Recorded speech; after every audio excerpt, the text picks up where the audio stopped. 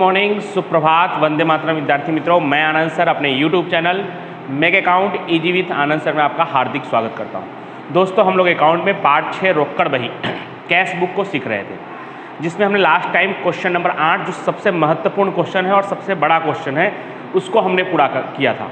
3 खानों वाली रोकड़ बही। 3 खानों वाली रोकड़ बही इसलिए महत्वपूर्ण होता है दोस्तों क्योंकि उसमें सभी प्रकार के व्यवहार, चाहे वो रोकड़ से जुड़ा हुआ हो, बैंक से जुड़ा हुआ हो या बट्टा से जुड़ा हुआ हो, सभी प्रकार के व्यवहारों का समावेश उसके अंदर हो जाता है।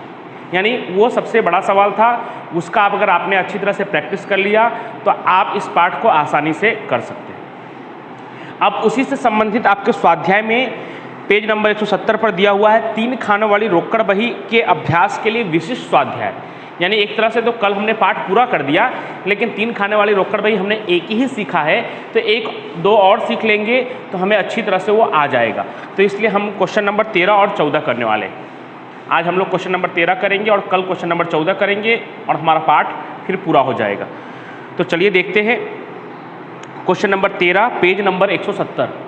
हमेशा की तरह आपकी स्क्रीन पर question number 13 page number 170 Shri Mahendra भाई भट्ट के निम्नलिखित व्यवहारों पर से 3 खानों वाली रोकड़ बही तैयार कीजिए। तो यहाँ पे हमने तैयार कर दिया है महेंद्र भाई का 3 खानों वाली रोकड़ बही। कॉलम आपको पता ही है, तारीख, विवरण यानी आवक, रसीद नंबर, खाता पृष्ठ, रोकड़, बैंक और दिया बट्टा। उस तरफ भी सेम यही कॉलम, बस रसीद नंबर की जगह पे क्या होगा, वाउचर नंबर। बाकी सेम टू सेम वही कॉलम। चलिए हम साथ साथ में करते भी जाएंगे। आपको बता दूं, फिर से याद दिला दूं कि मिला लिखा होगा, बिक्री लिखा होगा तो आवक वाले साइड पे नहीं, उधार साइड पे। चुकाया लिखा होगा और खरीदी लिखा होगा तो जावक वाले साइड पे। लेकिन चुकाया वाले में ध्यान दीजिएगा कि अगर सामने वाले व्यक्ति ने चुकाया होगा तो हमें क्या हुआ होगा, मिला होगा, और मिला होगा तब क्या होगा, वो आवक में आएगा। तो 2016 जनवरी 1 प्रारंभिक रोकड़ शेष 3500, प्रारंभिक बैंक ओवरड्राफ्ट 6000। तो रोकड़ शेष को हम उधार में लिखते हैं। 2016 जनवरी 1 शेष आगे लाए,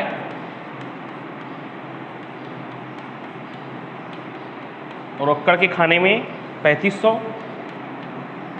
बैंक के खाने में डैश करना है दोस्तों, क्योंकि बैंक का ओवरड्राफ्ट दिया है। ओवरड्राफ्ट दिया है तो कौन सी बाकी होती है उसकी, जमा बाकी। तो 2016 जमा साइड पे लिखेंगे, जनवरी 1 यहाँ भी लिखेंगे, शेष आगे लाए।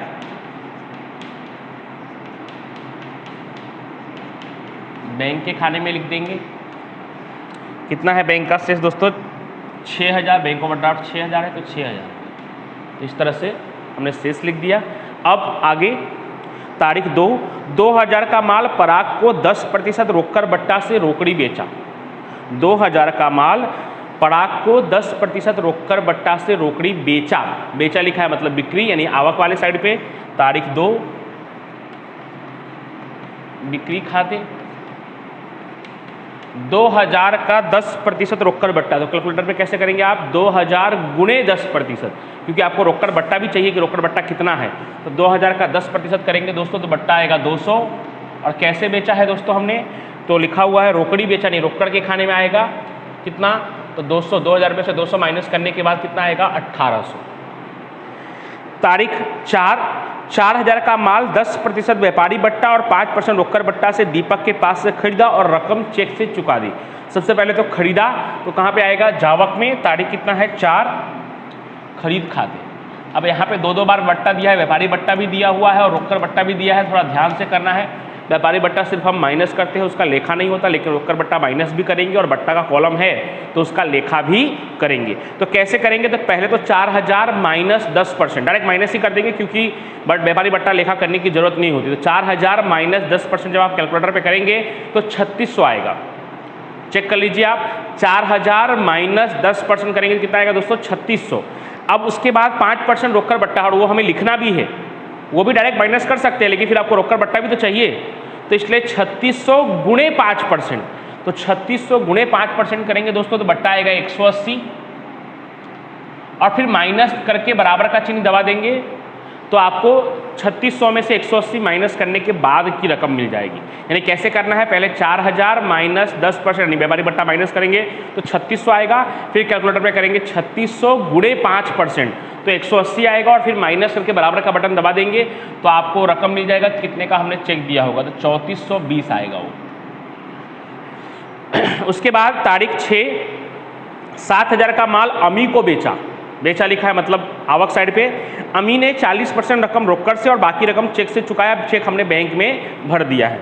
तो बिक्री आवक वाले साइड पे,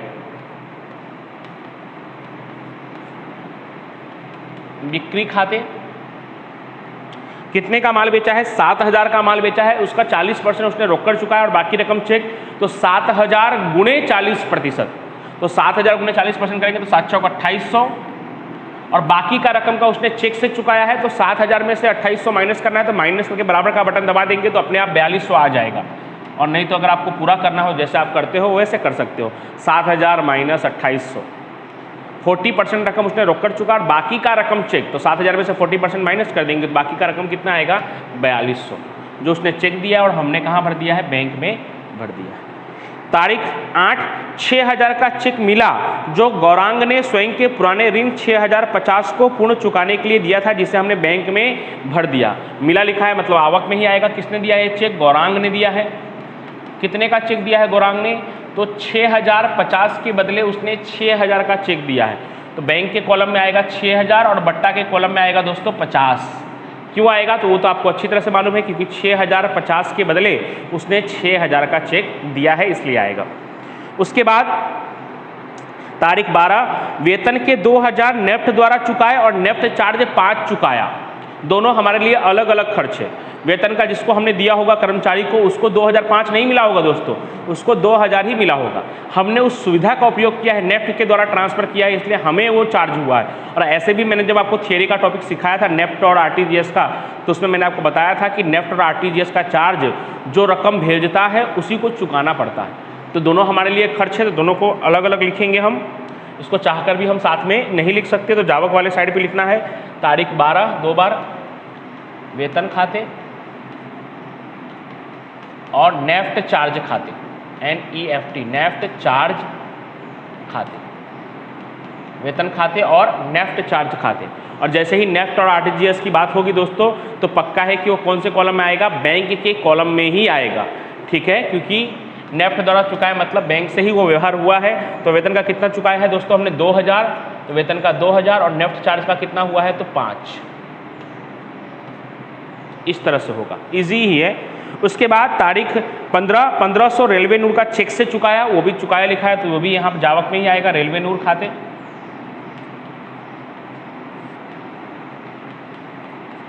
चेक से चुकाया तो किसके कॉलम में आएगा, बैंक के कॉलम में, 1500। उसके बाद 17 तारीख जो बहुत ही महत्वपूर्ण है, 4100 बैंक में भरे। आपको याद आ गया होगा, 4100 बैंक में भरे लिखा हुआ, बैंक में भरे लिखा हुआ है मतलब कौन सा व्यवहार है, जमा खर्ची व्यवहार है दोस्तों। बैंक में भरेंगे तो सबसे पहले क्या होगा दोस्तों, रोकड़ जाएगा। रोकड़ जाएगा मतलब जावक क्या जाएगा, तो रोकड़ जाएगा। कितना जाएगा, तो 4100, तो रोकड़ के खाने में लिख देंगे 4100 कहाँ जाएगा, तो बैंक में जाएगा। तो यहाँ बैंक का नाम लिख देंगे। ऐसे आराम से करेंगे आप तो कन्फ्यूजन आपको नहीं होगा। तारीख है 17 और खाता पृष्ठ के कॉलम में आपको C लिखना है। और अगर एक बार आपने अच्छी तरह से कर दिया तो इस साइड तो उसकी क्रॉस एंट्री ही करनी है, यानी जो भी आपने लिखा है उधर उसका ठीक उल्टा लिखना है। तो उसको समझना है। 4100 बैंक में भरेंगे तो क्या होगा, रोकड़ जाएगा, तो जावक क्या जाएगा, तो रोकड़ जाएगा। कितना जाएगा, तो 4100 कहाँ जाएगा, तो बैंक में, तो लिख दिया बैंक खाते। अब यहाँ पर बैंक में आएगा 4100, क्या आएगा, तो रोकड़ आएगा, रोकड़ खाते। तारीख कितना, तो 17, खाता पृष्ठ में C। तो इस तरह से ये व्यवहार भी हो गया। अब बाजू वाले पेज पर 171, वो भी आपकी स्क्रीन पर दिखाई देगा आपको। तारीख 20, धंधा में अधिक रकम की जरूरत होने से 10,000 की कीमत का निजी वाहन 8,000 में बेचकर 7,000 धंधा में लाए। मैंने पहले भी आपको बताया था रोजनामचा लिखते समय भी, और रोकड़ बही में भी शुरुआत में एक सवाल में आया था, उस समय भी मैंने आपको बताया था कि निजी जो वाहन है या निजी फर्नीचर है या कोई भी घर का चीज़, वो कितने का है उससे हमें कोई मतलब नहीं है, कितने में बेचा है उससे भी हमें कोई मतलब नहीं है। हम धंधा में कितना लाए हैं उससे मतलब है। तो धंधा में हमने कितना लाया, 7,000, और मालिक अपना कोई चीज़ धंधा में लेकर आए तो क्या कहलाएगा, पूंजी कहलाएगा। और यहाँ पे आवक वाले साइड पे आएगा तारीख 20, पूंजी खाते। कितना लाए हैं, तो 7,000 रोकड़ के कॉलम में।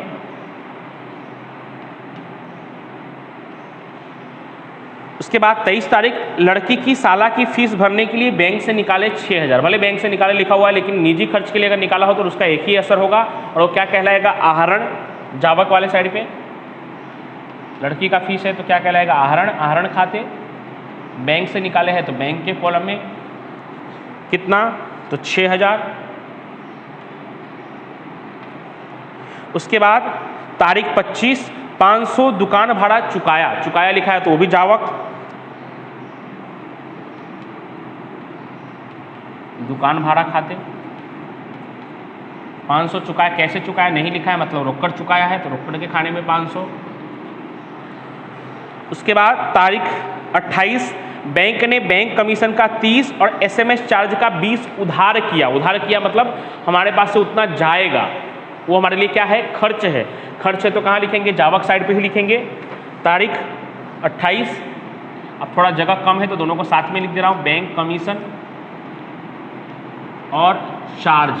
बैंक कमीशन और चार्ज दोनों का ही बैंक ने उधार किया है तो बैंक के कॉलम में लिखेंगे। कुल मिलाकर 30 और 20 यानी 50। आप अलग अलग भी लिख सकते हैं, अलग अलग लिखेंगे तो और अच्छा है। 30 और 20 50, थोड़ा जगह कम है इसके लिए मैंने दोनों को जोड़कर लिख दिया है।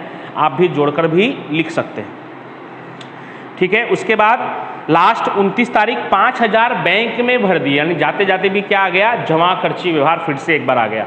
बैंक में भरेंगे तो फिर से क्या होगा? रोकड़ जाएगा। जाएगा मतलब जावक। कितना जाएगा? क्या जाएगा? तो रोकड़ जाएगा। कितना? तो 5000। कहाँ जाएगा? तो बैंक में। तारीख कितना है? 29। बैंक खाते, खाता पृष्ठ के कॉलम में C, और यहाँ पे बैंक में आएगा क्या आएगा? तो रोकड़ आएगा। रोकड़ खाते, खाता पृष्ठ के कॉलम में C। पूरा व्यवहार खत्म हो गया दोस्तों। अब हम बंद करेंगे। बंद करेंगे तो बट्टा डायरेक्ट बंद होता है, बट्टा का कोई शेष वगैरह नहीं निकलता, तो वो हम जोड़ देते हैं। 200 और 50, 250 दिया बट्टा 250, प्राप्त बट्टा 180, यानी पीछे आंसर में डायरेक्ट दिया बट्टा 250 और प्राप्त बट्टा 180 कहलाएगा। रोकड़ का फिक्स होता है एकदम गारंटी के साथ कि हमेशा उधार का योग ही ज़्यादा आएगा, और वही हम जमा में लिखेंगे। और जमा में जनवरी महीना है, उसमें लास्ट तारीख 31 आएगा तो शेष आगे ले गए लिखेंगे। लेकिन बैंक का फिक्स नहीं होता दोस्तों। बैंक का हमें चेक करना पड़ता है कि ज़्यादा कौन सा हो रहा है, उधार का हो रहा है कि जमा का हो रहा है, वो आपको चेक करना पड़ेगा। पहले हम रोकड़ का कर लेते हैं। तो 3, 1 4, 2 6 और 7 13, 14, 14 600 और 5 500, यानी 15100। यही हम यहाँ भी लिखेंगे 15100। अब उसमें से ये सब माइनस कर देंगे तो कितना है? 5 4 9, 9100, 9100 15100 में से माइनस करेंगे तो 6100, और उसमें से 500 और माइनस करना है आपको तो 5500, 5500। एक बार आप अच्छी तरह से कर लीजिएगा कैलकुलेटर पे। 15100 में से हमें क्या माइनस करना है? 4100, तो कितना बचेगा? 11000। 11000 में से 5000 माइनस करेंगे तो 6000, और 6000 में से और 500 माइनस करेंगे तो कितना बचेगा? 5500, ठीक है। अब बैंक का चेक करते हैं तो बैंक का भी शायद उधार का ही योग ज़्यादा आ रहा है।